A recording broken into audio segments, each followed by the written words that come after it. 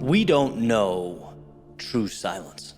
And this came to light a few weeks ago during a trip with family and friends. We stayed in a cabin out in the middle of nowhere, about an hour from Zion National Park in Utah.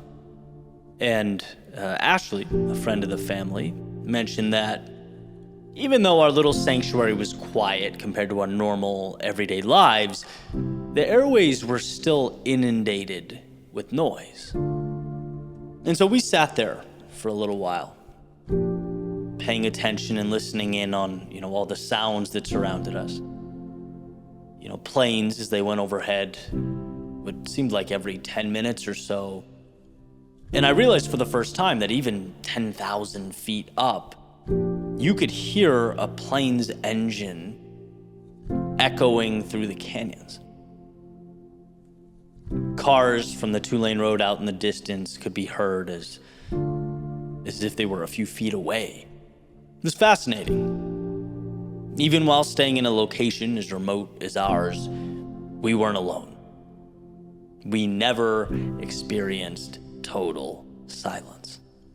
Apparently, there are only a few places in the world where this type of silence exists, and Ashley briefly mentioned them, citing an article she'd recently come across. And I just found the whole thing more and more interesting. It never dawned on me before, the extent to which noise and complexity surrounded us. My normal is one of chaos. Subtle chaos, sure, but chaos nonetheless. You may be wondering, where am I going with this idea?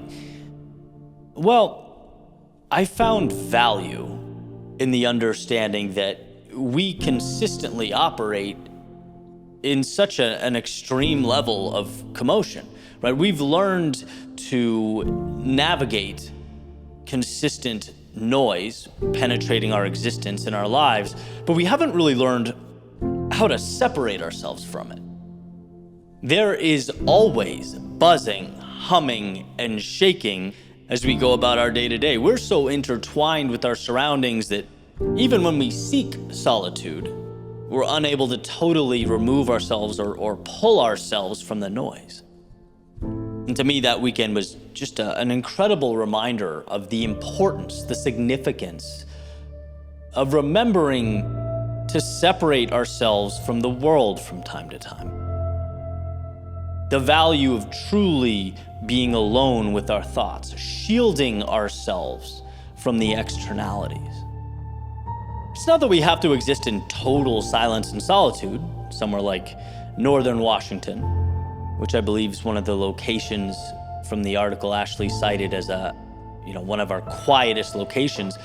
It's more so that we must realize the world around us is constantly seeking to inundate every thought with impressions and ideas and stories and other noise. The world around us is constantly seeking to influence. That's the $1 million point. Right? Even when we don't realize it, we are navigating ideas, engines, and electronics. There is always something placed between who we are and what's most important to us. And it's imperative that we recognize that.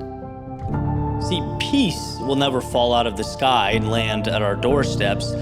It must be sought out. The curtains covering who we truly are must be pulled back. And without this concentrated effort, life simply moves us down the stream of life. Well, we assume it was our own swimming that created the change.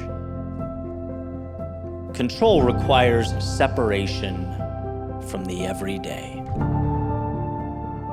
And so here's to making time to truly separate ourselves from what doesn't matter so that we can focus on what does.